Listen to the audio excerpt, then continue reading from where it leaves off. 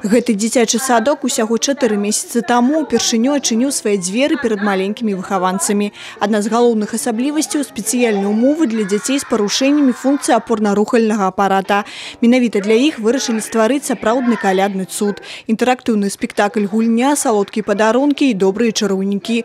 Усё для таго, каб вочы дзяцей свяціліся ад шчасця. У нас особый детский сад, потому что у нас есть разные дети. И у этих детей есть разные проблемы.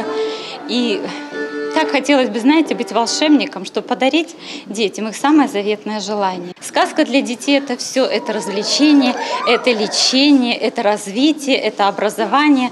Поэтому сказка продолжается, как и наше волшебство на Рождество. Падтрымалі дабрачынную акцыю прадпрыемствы і грамадскія аб'яднанні в области. Гости свята подарили необходную специальную мэблю, навучальные гульни и допоможники, конструкторы и спортивный инвентарь. Помогать детям надо всем, потому что Рождество – это такой праздник, когда случается чудо.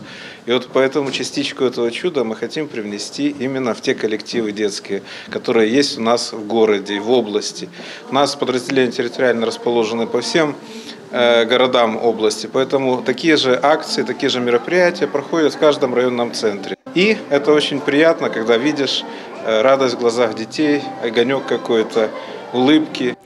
Дабрачынная акцыя прайшла ўпершыню, але ў садку абяцаюць зрабіць яе традыцыйнай. Крысціна Пратасавецкая, Роман Філюціч, Телерадыёкампанія Брест.